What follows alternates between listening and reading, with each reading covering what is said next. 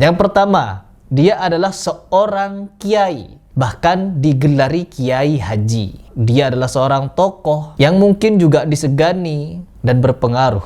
Namun baru-baru ini saya mendapatkan info A1 bahwa dia tengah tersandung kasus yang sangat-sangat memalukan, yang dimana dia punya modus, teman-teman. Modus yang sangat menjijikkan, zalim, jahat kepada perempuan. Itu ngikuti Al-Quran tapi nggak ngikuti. Info ini A1 perlu kalian catat dan saya tahu siapa orangnya. Habaib, ente juga sesat. Setelah pasca dialog ilmiah 16 Januari 2026 kemarin, sebelum tanggal itu teroran, bulian, cemoohan, bahkan postingan-postingan yang menyerang saya, menyudutkan, bahkan berujung fitnah. Sangat banyak. Ribuan DM masuk ke Instagram saya dan sengaja saya diamkan begitu saja karena memang orang-orang ini ada yang ngutus, ada yang ngirim, ada yang mendanai untuk menteror saya. Begitupun dengan komentar di Instagram saya. Ya sudah, ini hanya sejenak karena mereka orang yang sejatinya dibayar untuk melakukan komentar-komentar itu. Ya buzzer lah, jangan dikira saya tidak tahu. Itu ngikuti Al-Quran tapi nggak ngikuti. Setelah 16 Januari 2026 kemarin, setelah terlaksana dialog ilmiah antara tim Heri Plus dengan tim Ajir, setelah tanggal itu, buzzer-buzzer itu mulai menyusut, teman-teman. Sampai hari ini, entah kemana buzzer-buzzer itu sudah mulai hilang di komentar YouTube ataupun di Instagram saya. Dan tak tahu mereka kemana. Kembali normal sudah. Habaib, ente juga sesat. Namun, yang unik, saya memiliki fakta terbaru bahwa dengan adanya dialog kemarin, orang menjadi banyak yang melek. Netizen banyak yang buka mata dan mend-DM kepada saya, berkomentar di YouTube ataupun Instagram saya. Mereka berterima kasih karena telah mengadakan dialog ilmiah itu sehingga mereka berpikir dan merenungkan bahwa ajaran tabaruk ke kuburan yang selama ini mereka laksanakan hanya mengikuti pendapat yang lemah, bahkan berasal dari kitab yang palsu. Sehingga mereka mulai hijrah meskipun hanya dari segi pemikiran dulu. Dan fakta yang unik, saking banyaknya DM masuk, ada salah satu fakta, teman-teman, dan ini A1. Info ini A1 perlu kalian catat dan saya tahu siapa orangnya. Yang pertama, dia adalah seorang kiai, bahkan digelari kiai haji. Dia adalah seorang tokoh yang mungkin juga disegani dan berpengaruh. Namun baru-baru ini saya mendapatkan info A1 bahwa dia tengah tersandung kasus yang sangat-sangat memalukan, yang dimana dia punya modus, teman-teman. Modus yang sangat menjijikkan, zalim, jahat kepada perempuan. Dia tersandung kasus kepergok menikahi perempuan tanpa wali. Jadi ada banyak korban. Kabarnya ada beberapa korban, teman-teman. Dan hal ini naik ke permukaan meskipun belum naik kepada status media sosial. Buktinya apa? Kiai tersebut atau orang tersebut sekarang sudah pindah, teman-teman. Dari kota asalnya, dia pindah ke kota yang lain dan sering mondar-mandir di daerah DKI.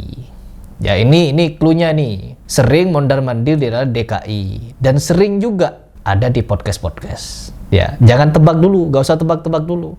Karena apa? Belum detail. Orang ini, teman-teman, paling getol menyudutkan dakwah salafi. Paling getol menjelekkan dakwah salafi. Bahkan dia ini sering keluar-keluar nantang debat kepada ustadz-ustadz salafi. Dengan mengagungkan dirinya sendiri bahwa saya begini, saya begitu. Ilmu saya di sini, kalian di sini, begini begitu. Pokoknya ucapannya setinggi langit untuk menentang asatidz salafi. Namun dengan kesombongan itu, dengan keluar-keluarnya orang ini, ya Allah Subhanahu wa taala mulai menampakkan, mulai memberikan teguran kepada si fulan ini, mungkin untuk bertaubat, mungkin untuk minta maaf kepada ustadz-ustadz yang telah dia fitnah, karena dia pernah memfitnah salah satu ustadz, yang dimana ustadz tersebut tidak pernah melakukan hal yang dia fitnahkan itu. Dan setelah fitnahan itu masih bergulir, teman-teman. Keluar-keluarnya di media sosial masih sangat gencar, sampai akhirnya dia ketahuan melakukan tindakan bejat tersebut. Ketahuan, dan ketahuannya tidak main-main. Yang mengetahui perbuatan bejat si kiai ini adalah tokoh politik. Bukan cuma tokoh politik saja teman-teman. Bahkan dia ini diancam oleh siapa? Oleh ormas Islam. Partai lah. Tapi sabar dulu, kita pelan-pelan nguliknya. Ente ngikuti Al-Quran tapi nggak ngikuti. Dia ini diusir atau diminta untuk pindah ke kota lain untuk menjaga nama baiknya. Karena apa? Yaitu perbuatan bejatnya itu. Diberikan pilihan, kalau kamu ingin tetap di sini, maka kamu akan kami bongkar kebobrokan kamu itu. Penipuan kamu tuh akan kita bongkar. Atau ada pilihan kedua, pindah yang jauh ke kota lain. Akhirnya apa? Dia memilih ya pilihan yang kedua, pindah kota lain. Habaib, ente juga sesat. Dan sekarang dia sudah pindah teman-teman. Tidak di tempat asalnya. Yaitu karena tekanan masyarakat. Dan seandainya kejadian ini atau perkara ini dia jadikan sebagai pelajaran. Karena memang semua orang ini pernah di titik melakukan kesalahan, khilaf, bahkan berada di faham yang salah dulunya. Jadi dengan adanya ujian, dengan adanya teguran dari Allah, dengan tergelincirnya manusia, itu bisa menjadi asbab dia untuk mendapatkan hidayah, menemukan kebenaran, bertaubat gitu. Sama, bukan cuma dia. Kita semua ini pernah melakukan kesalahan, pernah melakukan kekhilafan. Cuman dengan kesalahan dan kekhilafan itu, apakah kita bertaubat?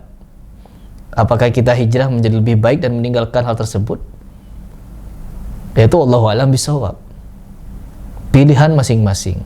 Dan pasti kalian akan penasaran siapa sosok yang saya ceritakan ini. Ya perhatikan saja. Sosoknya adalah kiai, haji, tokoh, dan sekarang sudah pindah dari kota asalnya ke kota yang dia tempati sekarang. Dan saya tidak mau menyebutkan, tapi dia sering mondar-mandir di daerah Jakarta.